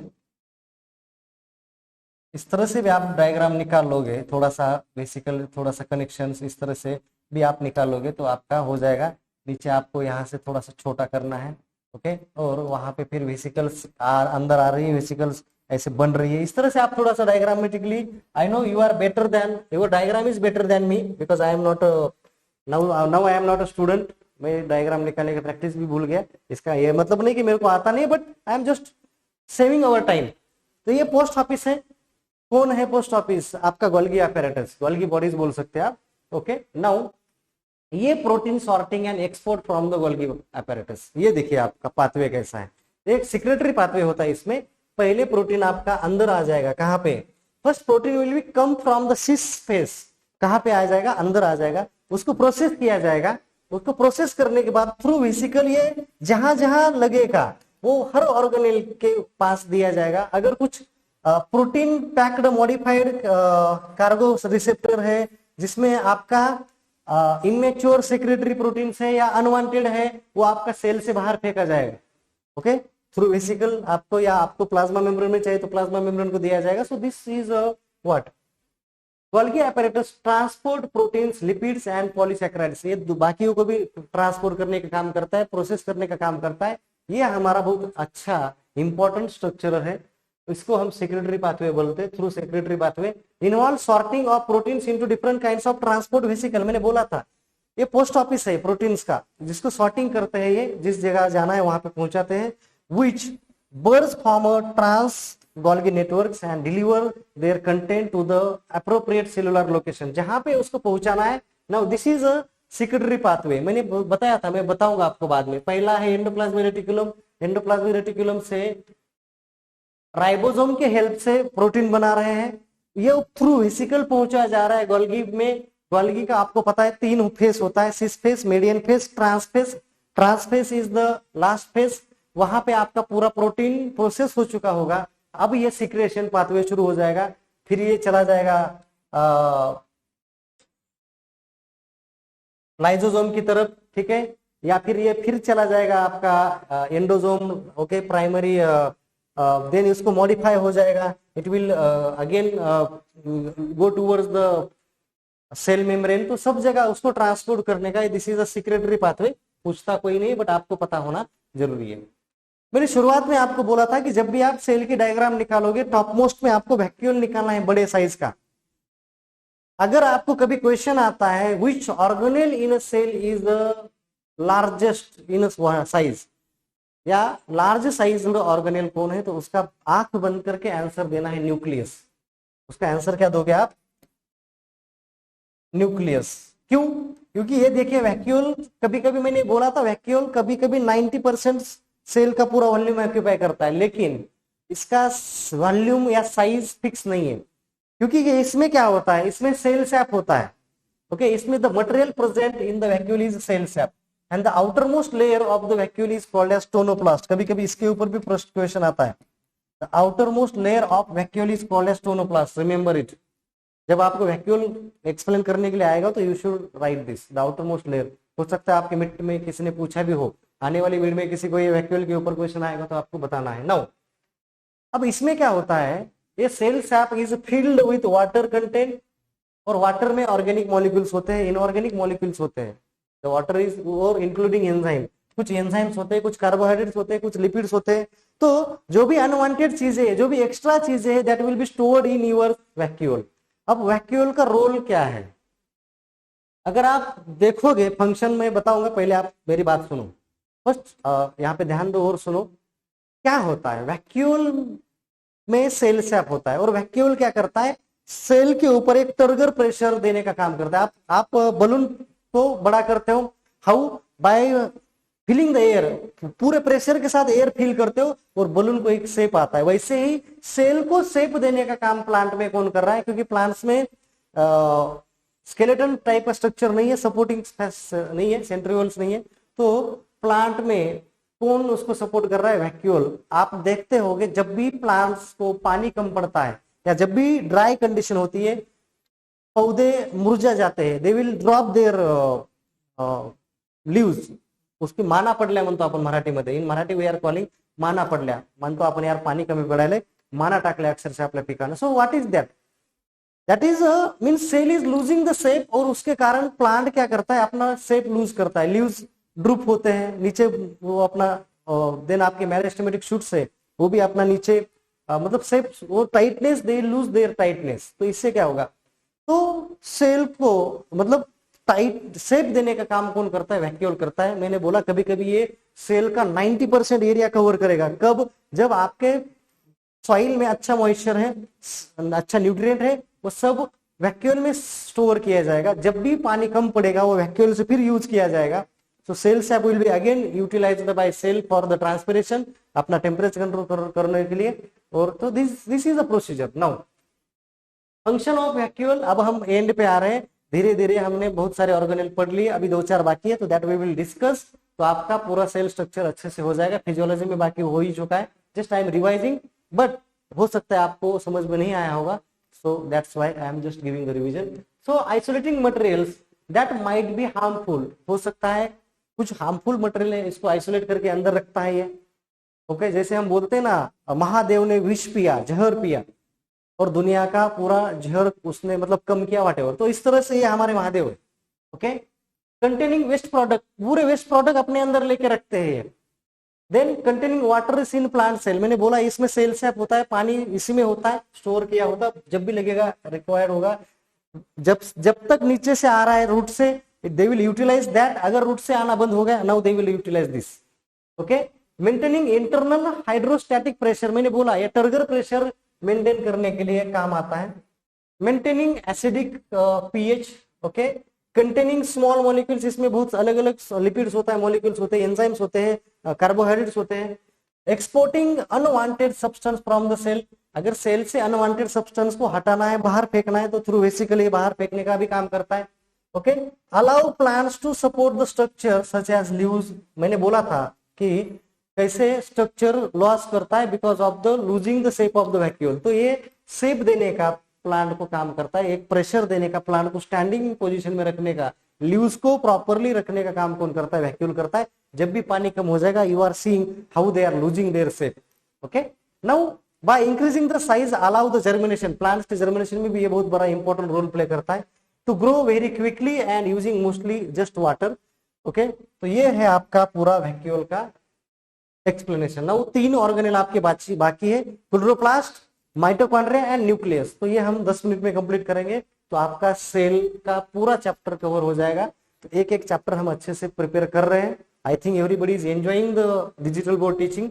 कुछ अगर डाउट है, always I am saying ask in chat box. आपको हो सकता है कुछ डाउट्स हो, तो आप चैट बॉक्स में मुझे पूछ सकते हो. Now plastids. The term plastid was given by Schimper. Okay, मैं आपको क्लोरोप्लास्ट के बारे में बताने जा रहा हूं. The term plastid was given by Schimper. अब 3 प्रकार के प्लास्टिड्स होते हैं. एक होता है ल्यूकोप्लास्टिड, दूसरा होता है क्लोरोप्लास्ट, एंड एक होता है ल्यूकोप्लास्ट, क्लोरोप्लास्ट एंड क्रोमोप्लास्ट. तो हमें कॉन्सेंट्रेट करना है क्लोरोप्लास्ट पे. लेकिन थोड़ा सा मैं बताना चाहूंगा, I will take interest to explain this chloroplast. लेकिन उससे पहले मैं थोड़ा सा ल्यूकोप्लास्ट और क्रोमोप्लास्ट के बारे में बताऊंगा. आपने leucoplast is a colourless plastid, पहले तो याद रखना ये व्हाइट होता है, it is a colourless. Chloroplast is a green in colour, and जो आपका क्रोमोप्लास्ट है अलग अलग कलर का होता है, पिंक हो सकता है, येलो हो सकता है. तो जितने भी आपके फ्लावर्स दिख रहे हैं, जितने भी आपके फ्लावर्स हैं, उसमें कौन सा प्लास्ट होता है? क्रोमोप्लास्ट. लेकिन व्हाइट फ्लावर है तो उसमें होगा ल्यूकोप्लास्ट. कलरलेस है मतलब व्हाइट है. राइस का जो ग्रेन है उसमें कौन सा प्लास्ट है? ल्यूकोप्लास्ट है. ओके, तो जहां पे कलर होगा वहां पे ग्रीन छोड़ के बाकी जो कलर होंगे, that is because of chromoplast. ये एक प्लास्टिड है. ओके, एक डिस्कवर्ड बाय स्किम्पर. मैंने पहले ही बोला था ये एक पिगमेंट है. Actually this is a pigment, ये कलर वाला पिगमेंट है. Okay, now chloroplast is a green colour होता है जिसमें क्लोरोफिल होता है, इसलिए. अब इसमें इसमें क्या होता है, इसमें कैरोटीनॉइड्स होते हैं, ज़ैंथोफिल्स होते हैं, इसलिए इसका अलग अलग कलर होता है। येलो कलर हो सकता है, रेड हो सकता है, पिंक हो सकता है, ब्लू हो सकता है। आपने अलग अलग तरह के फ्लावर कलर देखे। अब ये इनका रोल क्या है, दे can interchange with each other. आपने देखा होगा जब राइस बनता है तो शुरू में वो ग्रीन कलर का होता है, लेकिन बाद में वो व्हाइट कलर का बनता है, उसका लेयर अलग होता है। सो कलरिंग दे कैन चेंज। आपने कभी कभी देखा होगा लीव्स जो है शुरू में ग्रीन होते हैं, लेकिन अगर नाइट्रोजन कम पड़ जाए तो ये येलो बन जाते हैं।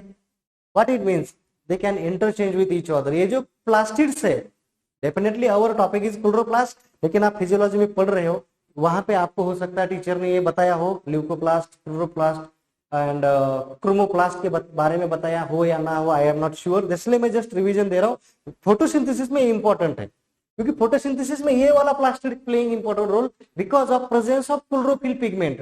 मैंने बोला ये प्लास्टिड जितने भी है इसमें अलग अलग तरह के पिगमेंट्स होते हैं।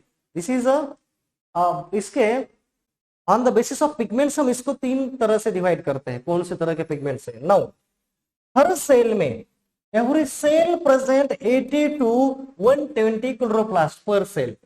जनरली इतने होते हैं, ये आंकड़ा याद रखो, remember this figure. Now this is the structure of chloroplast. आपको पता है what is the role of chloroplast? जब भी आपको फिजियोलॉजी में टीचर फोटोसिंथेसिस पढ़ाएगा तब आपको और क्लियर हो जाएगा what is the exact role of chloroplast. Now chloroplast is the membrane which is a double layer. ये आपको मैं एक चीज बता रहा हूं, आपके सेल में ऐसे 3 ऑर्गेनेल है, क्लोरोप्लास्ट है, माइटोकॉन्ड्रिया है और न्यूक्लियस है। These 3 organelles having a double membrane layer. ये 3 ऑर्गेनेल का जो मेम्ब्रेन होता है ये क्या है? डबल मेम्ब्रेन के होते हैं, डबल लेयर के होते हैं। Outer is called as outer membrane, inner second one is called as inner membrane. और उसके अंदर आपको खाली जेनेटिक्स में खाली स्ट्रक्चर पढ़ना है, क्योंकि सेल का ये कंपोनेंट्स है, लेकिन फिजियोलॉजी में आपको पूरा उसका फोटोसिंथेसिस एग्जैक्टली कैसे होती है, how the light and dark reaction takes place, that should be understood. तो यहाँ पे आपको खाली स्ट्रक्चर पढ़ना है हमें। I will teach you the structure, physiology teacher will be teach you the process. I can teach you the process but I will teach you only structure of the chloroplast. Now यहाँ पे अगर आप देखोगे this is a green pigment, क्योंकि ये green colour का दिख रहा है, that is called as grana. इसको हम बोलते हैं ग्रेना। और इसमें क्या होता है, इसमें क्लोरोप्लास्ट में क्लोरोफिल नाम का पिगमेंट यहाँ पे प्रेजेंट होता है। अब इसमें इसका स्ट्रक्चर अगर देखोगे, ये जो है आपको ये थाइलेकोइड मेम्ब्रेन है। Okay, these are the thylakoid membrane which are coil like structure. वो एक दूसरे के ऊपर बैठी होती है। Okay, they are present on each other. तो इसको हम बोलते हैं ग्रेना। ओके, इसके अंदर राइबोसोम्स होते हैं, इसके अंदर लिपिड्स होते हैं, इसके अंदर स्टार्च ग्रेन्यूल्स होते हैं, ये भी आपको ड्रॉ करना है। अब इसके अंदर जो बाकी लिक्विड पोर्शन है उसको हम बोलते हैं स्ट्रोमा। ये ग्रेना है, ग्रेना एक दूसरे के ऊपर कॉइल लाइक स्ट्रक्चर है, तो ये ग्रेनम है। ये जो है 2 ग्रेना को अटैच करने का काम करता है, तो इसको हम बोलते हैं स्ट्रोमा लैमेली। इसको हम बोलते हैं स्ट्रोमा लैमेली, याद रखो।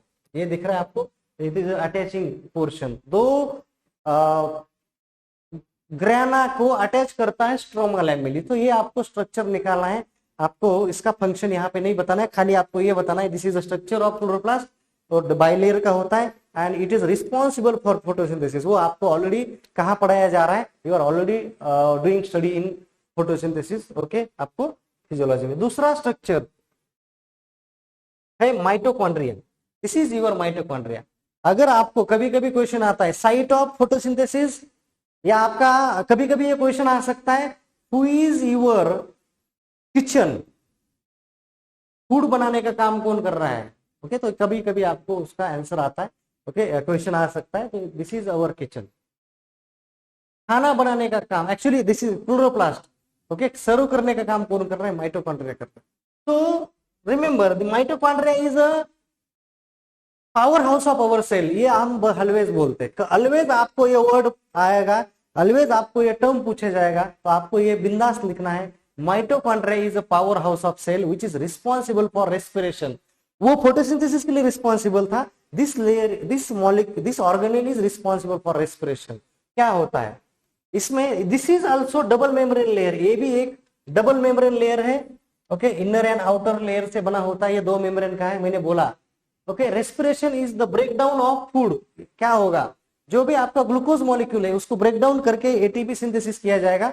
Generally we are calling from one glucose molecule we are able to produce 38 ATP. That also will be taught by your teacher in your photosynthesis. ठीक है, वो भी आपको फोटोसिंथेसिस में अच्छे से पढ़ाया गया हो जाएगा। नाउ एंजाइम्स, इसमें जो एंजाइम्स को हम बोलते हैं catalyst, special proteins that control the process of respiration. बहुत सारे एंजाइम्स है। आपको, आप थक गए होंगे, आप जब भी मेरा ये लेक्चर देखोगे और आपने अगर रेस्पिरेशन पढ़ा होगा तब आपको याद आ जाएगा ये साला कितने एंजाइम है, इसमें बहुत एंजाइम है। ओके, जब भी आप ग्लाइकोलिसिस का प्रोसेस देखोगे, जब भी आप ये देखोगे क्रेब साइकिल देखोगे, तब आपको समझ में आ जाएगा कितने उसमें ये है एंजाइम्स है। ईटीएस, इलेक्ट्रॉन ट्रांसपोर्ट पाथवे देखोगे, ओके, तब आपको इलेक्ट्रॉन ट्रांसपोर्ट सिस्टम में भी आपको पता चलेगा कि कैसे NADPH और ATP का ब्रेकडाउन, सॉरी NADPH और आपका ATP का सॉरी NADPH और FADPH2 सॉरी का ब्रेकडाउन करके ATP सिंथेसिस हो रहा है। Okay, that you will study there. Okay, now this is a role of mitochondria. Respiration, glucose molecules को ब्रेक डाउन करने के लिए कौन मॉलिक्यूल रिस्पॉन्सिबल है, और mitochondria is responsible. Now this is the structure of mitochondria. अगर कोई पूछेगा, वैसे तो क्वेश्चन आना नहीं चाहिए, बट बाय मिस्टेक अगर इसके ऊपर क्वेश्चन आ गया कि because this you are doing detail study in photosynthesis in 2 chapter of physiology, photosynthesis और रेस्पिरेशन में। अब इसका स्ट्रक्चर ये भी 2 मेम्ब्रेन का होता है, outer membrane, inner membrane. Inner membrane जो ना इस तरह का फोल्डेड होता है। ये फोल्डेड क्यों होता है, बिकॉज इसके ऊपर ये क्रिस्टे होते हैं। ओके, इसके ऊपर एक 4 मॉलिक्यूल्स होते हैं, that I will not discuss here. एक 4 मॉलिक्यूल्स ऐसे सीक्वेंस में बैठे होते हैं। ओके, और ये मॉलिक्यूल्स आपको यहाँ पे दिख रहे हैं। ये क्या करते हैं, they are responsible for ETS pathway, electron transport system जो है आपका, जो NADH और FADPH2 जो है उसको ब्रेक डाउन करके क्या बनाते हैं, they are producing the ATP। ठीक है, तो ये आपका एक रेस्पिरेशन का प्रोसेस है। इसलिए जितना ज्यादा आपका ये फोल्डेड मेम्ब्रेन होगा, इनर मेम्ब्रेन, उतना ज्यादा स्पेस किसको मिलेगा, ये जो भी हमारे मॉलिक्यूल्स है responsible for the electron transport system, इसलिए ये फोल्डेड होता है। इसके अंदर फिर सर्कुलर DNA होता है। ठीक है, इवन क्लोरोप्लास्ट में भी होता है, इसमें राइबोसोम भी होते हैं। ओके, इट्स राइबोसोम, ये ग्रीन कलर के दिख रहे हैं। So this is the structure of our what. और इसका जो लिक्विड पोर्शन होता है इसका माइटोकॉन्ड्रिया का, उसको हम बोलते हैं matrix. Okay, outer membrane, inner membrane, this is the structure. बाकी स्ट्रक्चर आप अच्छे से डिस्कस करोगे in physiology, that I will not discuss here exactly क्या होता है। Okay, that you will study in physiology. अगर मैं पढ़ाऊंगा तो मेरे को 2-3 क्लास तो इसी के ऊपर रिकॉर्ड करने पड़ेंगे। जो हमारा छोटा सा पोर्शन है that we have covered. Now last organelle जो हम पढ़ने जा रहे हैं सेल का, now this is your end of topic, is a nucleus. Nucleus is also called as CPU of your cell.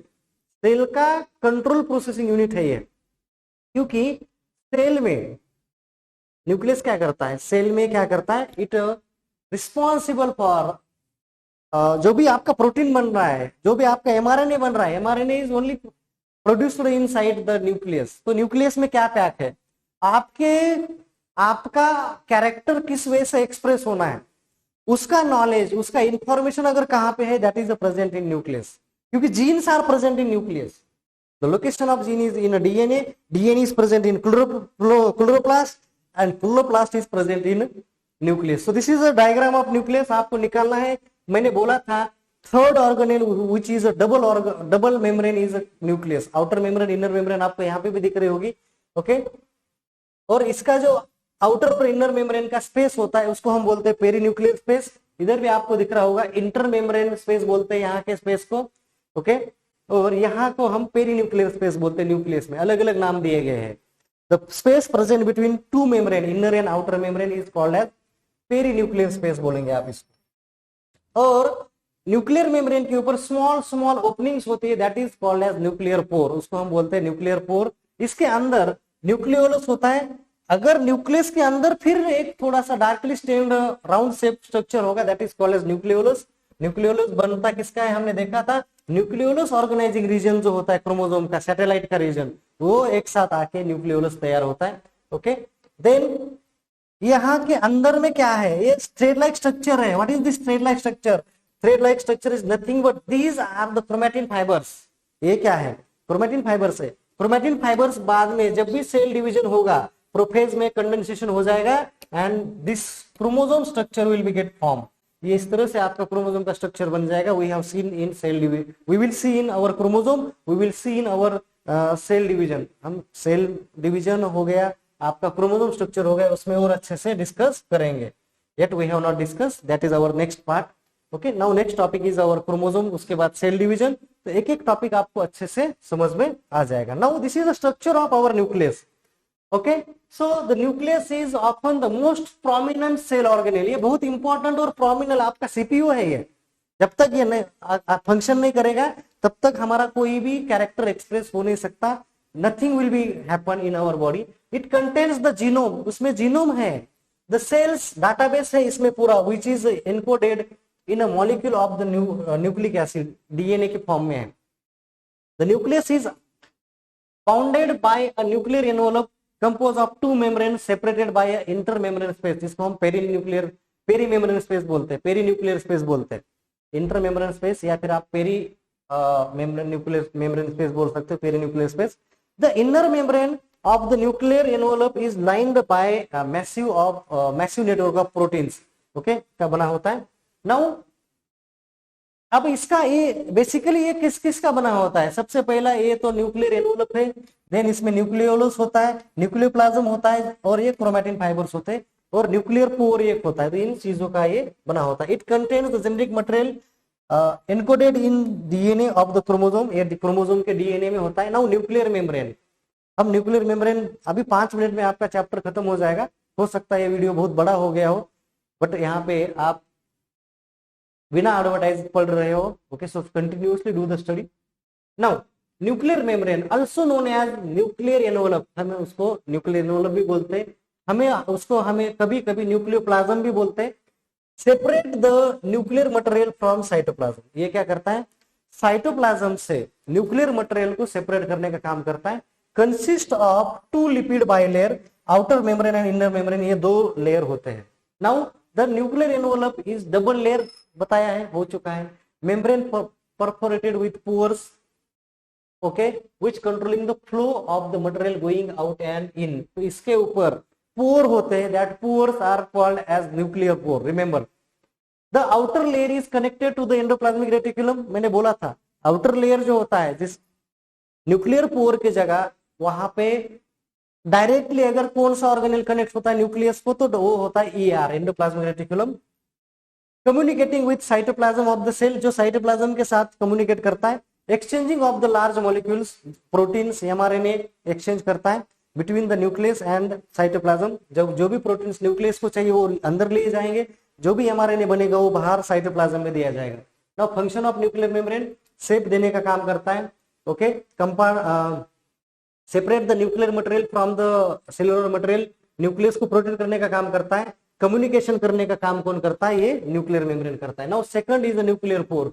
Nuclear membrane के ऊपर ये न्यूक्लियर पोर होते हैं। इतना डिटेल में मेरे ख्याल से आपके टीचर ने भी नहीं पढ़ाया होगा। ओके, सो न्यूक्लियर पोर ये जनरली 18 नैनोमीटर डायमीटर का होता है। इसका जो डायमीटर होता है ये जनरली 18 नैनोमीटर का होता है। Number from dozen thousands depend on the metabolic activity. मतलब न्यूक्लियर पोर न्यूक्लियस के ऊपर कितने हो सकते हैं? न्यूक्लियर मेम्ब्रेन में है ये स्मॉल ओपनिंग, तो ये 80 नैनोमीटर डायमीटर के होते हैं। 1-2 डजन से लेके मतलब 22-24 से लेके हजारों भी हो सकते हैं। जितना सेल्यूलर एक्टिविटी ज्यादा होगा उतना न्यूक्लियर पोर ज्यादा होंगे। Okay, the nuclear pore complex जो होता है formed by fusion of inner and outer membrane. यहाँ पे दिख रहा है आपको इनर और आउटर मेम्ब्रेन यहाँ पे फ्यूज हो चुका है, और वहां पे एक कुछ अलग अलग तरह के प्रोटीन्स वहां पे पार्टिसिपेट कर रहे हैं for the formation of nuclear pore. Okay, formed by the permits passage of certain molecules in either direction between the nucleus and इसका जो साइटोप्लाज्म है वह है नैनोमीटर चैनल। इसका जो मैंने बोला था डायमीटर 80 नैनोमीटर का है, लेकिन इसका चैनल जो ओपनिंग है वो 9 नैनोमीटर का है। कितना है? 9 नैनोमीटर डायमीटर का है। तो जो भी मॉलिक्यूल इन एंड आउट होगा वो 9 नैनोमीटर से छोटा होना चाहिए। 9 नैनोमीटर का मतलब होता है 90 एंगस्ट्रॉम यूनिट। तो राइबोसोम ये अंदर नहीं जा पाएगा, वो 200 एंगस्ट्रॉम यूनिट का है, याद रखो। न्यूक्लियस के अंदर राइबोसोम जा नहीं पाएगा, बाहर नहीं, अंदर तो होगा ही नहीं। So like that, so you can understand the size. Okay, आप इस साइज को थोड़ा सा समझ लीजिए। 9 नैनोमीटर का एक चैनल होता है on the nuclear pour. Now this is a structure, आपको दिख रहा है इस तरह का होता है, ये प्रोटीन फ्रेमवर्क है, आपको दिख रही होगी। The nuclear pore complex is nearly 100 proteins, ये 100 प्रोटीन्स का बना होता है। Some of which are arranged in light fold symmetry around the margin of the pores. ये दिख रहा है आपको। It consist of cytoplasmic ring, इसमें साइटोप्लाज्म के साइड पे ये रिंग्स दिखेगी आपको। साइटोप्लाज्मिक रिंग्स, न्यूक्लियोप्लाज्मिक रिंग, कुछ न्यूक्लियोप्लाज्मिक रिंग है और मिडल रिंग है, कुछ अंदर में रिंग्स है। Okay, the nucleoplasmic side of the pore exhibit the nuclear basket. यहाँ पे ये न्यूक्लियोप्लाज्मिक में न्यूक्लियोप्लाज्मिक बास्केट होगा और साइटोप्लाज्म का ये साइटोप्लाज्मिक बास्केट होगा। तो इस तरह से, मैं ज्यादा डिटेल में नहीं पढ़ाऊंगा, ये बहुत डिटेल हो गया आपको। तो इस तरह से आपका क्या है, न्यूक्लियर पोर है। और वो क्या करता है, इट्स जो न्यूक्लियस में जो मटेरियल इन और आउट आने का काम करता है। Now the term nucleus was coined by Robert brown. हो सकता है मैं भूल जाऊं, इसलिए अभी बताता हूं।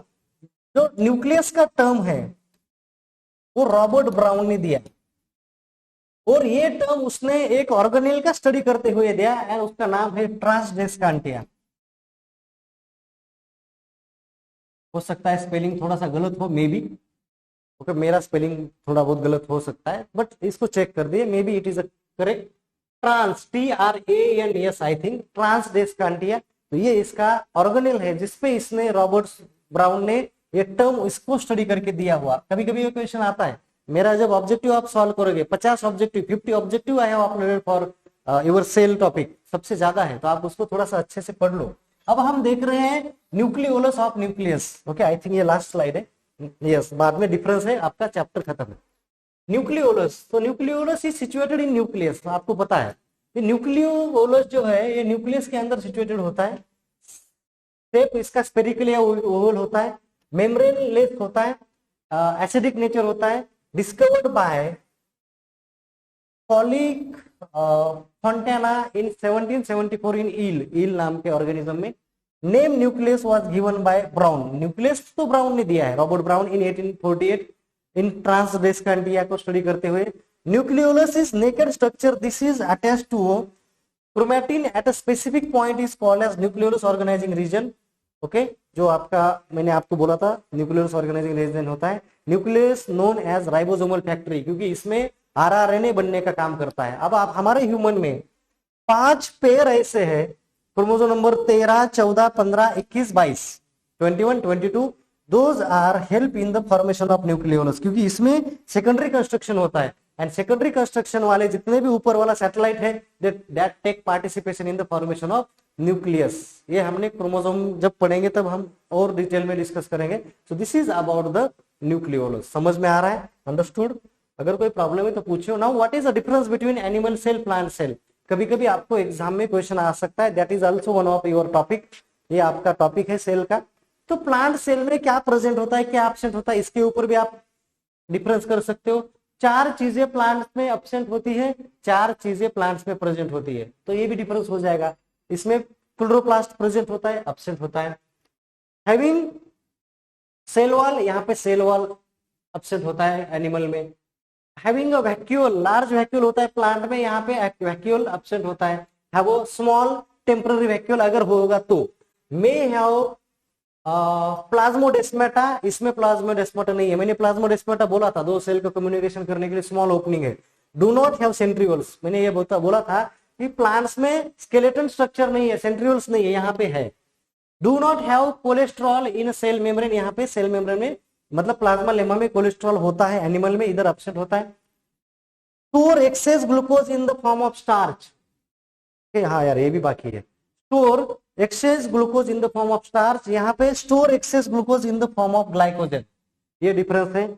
Generally have a fixed and regular shape, यहाँ पे फिक्स और regular shape. Generally have a amorphous shape, यहाँ पे generally have a fixed and regular shape. So this is a difference of plant cell and animal cell. Cell wall present, absent, okay, chloroplast present, chloroplast absent, so whatever, centrioles, vacuoles, ये जो है आपको क्या difference है ये बताना है। नाउ सेल थ्योरी, सेल थ्योरी मेरे ख्याल से अब आपका cell is completed, yes this is your last slide. तो सेल थ्योरी को हम थोड़ा सा डिस्कस करेंगे। Cell theory was given by Schwann and Schleiden, Schwann और स्क्लीडन नाम के साइंटिस्ट ने सेल थ्योरी दिया। इन 1838 एक जर्मन बायोलॉजिस्ट था स्क्लीडन, उसने प्लांट्स में प्लांट्स कंपोज्ड ऑफ सेल ये बोला, और उन्होंने सेल थ्योरी में क्या दिया नेक्स्ट स्लाइड में वही है। तो लेकिन आपको पता होना चाहिए who have given the cell theory, कभी कभी आता है। तो स्क्वेन एंड स्क्लीडन, स्क्वेन ने प्लांट में 1838 में, एंड इन 1839 स्क्लीडन ने प्लांट में इन 1838, स्क्वेन ने 1839 में कहां पे दिया, एनिमल में दिया। ओके, सो दिस कभी कभी आता है। रुदरफोर्ड विर्चो ने क्या दिया, noted that cell come from other cell, ये बस उसने एक विर्चो ने, एक रुदरफोर्ड विर्चो ने ये सेंटेंस दिया। कभी अगर पूछेंगे नहीं, बट आपको स्क्वेन और स्क्लीडन का बोलना है। Now what cell theory says, इसके 3 स्टेटमेंट्स है, 3 टेंस है या स्टेटमेंट्स है बोलेंगे हम। दिस इज अ स्टेटमेंट्स, ये दिख नहीं रहा होगा आपको वहां पे। तो देयर आर 3 स्टेटमेंट्स। क्या बोल रहा है, पहला स्टेटमेंट क्या बोलता है, all living organism are composed of 1 और मोर सेल, सही है। दूसरा स्टेटमेंट ये बोलता है the cell is the basic structure and functional unit of life, and third बोलता है cells are arising from pre existing cell. हर सेल मतलब हर ऑर्गेनिज्म में सेल होता है। Cell is the structure and functional unit of life and cell is producing from pre exist cell. ये this is the cell theory, ये है cell theory के 3 sentence. So this is all about cell. हो सकता है थोड़ा लंबा lecture हो गया, ठीक है, कोई बात नहीं।